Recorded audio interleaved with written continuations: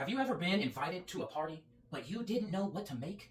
Well, today I have a simple 7-ingredient apple pie that is just for you. To start off with, we're going to need a few things. We're going to need 2 large mixing bowls, which I have right here. A rolling pin, preferably a weighted one. We'll get into that here in a moment. Measuring spoons and cups, which I will not be demonstrating today because I've already pre-measured out everything, so that will be necessary for you. We have a paring knife, and then we're going to need a shortening / crust separator thingy. It's older than me. And a melon baller to decor our apples. Now the ingredients are flour, sugar, shortening, apples of course, cinnamon, nutmeg, and a little bit of water. So let's get into it. So first, we're going to start off with our apple pie filling. What you want to do is you're going to take your apple, and you're going to take your potato peeler, and we're going to peel that apple. So now that we have our apple naked, we're going to take our paring knife. We're going to quarter it. Now we have it in quarters. What we're going to do, we're going to cut off the ends right here to get off the extra little bit of stuff that we didn't get off with the potato peeler. And then we're going to take this here right here. See this little bit right here in the middle? We're going to take the big side, not small side, big side. Stick it in there at a little angle. Give it a little twist. A couple times. Boom. Perfect. Done. No stress, no mess. Ain't nothing on you, baby. And then we're going to slice this into small, thin slices. Not so thin that you can't see them, but, you know, still got a little something there, you know. And then we're just going to repeat the process 4 times. Just like that, we're done. All right. Now we take our little pieces and put them to the side. Now, as I mentioned earlier, I have pre-prepared my apples. So I have placed inside this bowl here 2 tablespoons of flour, 3/4 cups of sugar, and half a teaspoon of cinnamon, and 1/8 of a teaspoon of nutmeg. And then we're going to go ahead and we're going to mix this up real nice and good. And then we're going to let it sit for a little bit because you got to let the sugar help break down the enzymes inside the apple pie so that we can get a nice juicy filling. So we're just going to do that now. Now, next on the list is our pie crust. We're going to grab our second bowl. And then we're going to take about 2 cups of flour, place that in our bowl. And then we're going to take 2/3 of a cup of shortening.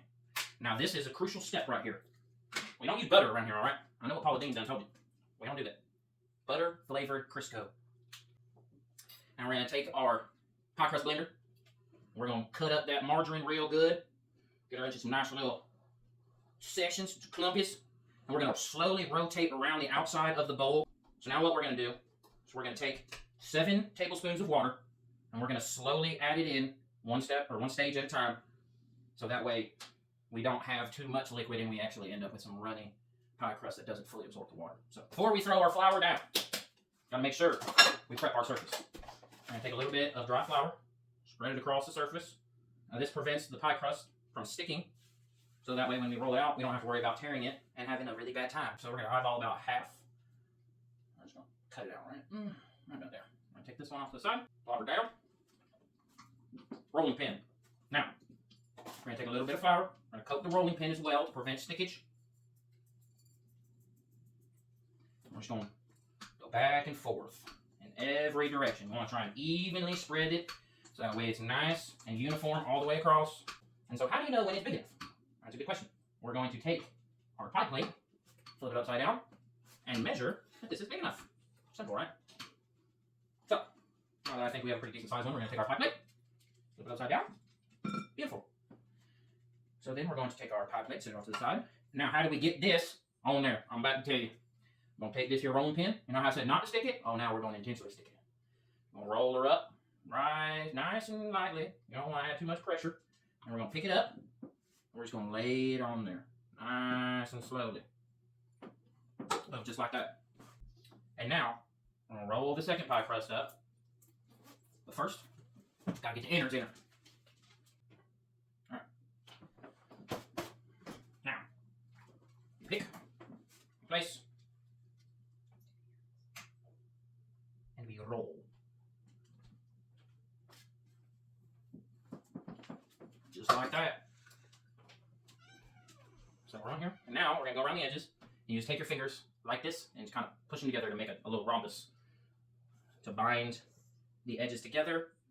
Also add a little flare. It's also, yeah, it just makes it look kind of nice. Alright. Now the final step before placing it in the oven, well, I guess the next final step is we're going to cut our vent holes in the top. which we just usually do 4 little ovals in the shape of flower petals right in the center. And then finally, we're just going to take our milk. Our fingernail is going to kind of glaze. Oh, shoot. Spilt the milk. Can't be crying about that shit now. So fingers. Kind of brush it on there. Brush it on there. Just to get the top layer wet. I've got my cleaning crew right here underneath me if you can't see them. Doing a great job. And then we're going to take our sugar. Handful. I'm just going to kind of spread it around the top. And then light sprinkle of cinnamon. And boom, your apple pie is effectively done. So what we're going to do now is we're going to take this and we're going to pop it in our oven at 375 for about an hour. All right, so now that our pie's done, we're going to go ahead and take it out of the oven. All right, and that is a simple 7-ingredient apple pie from scratch. I hope that you guys found this helpful, and if it's useful, good. I hope everybody has a great day.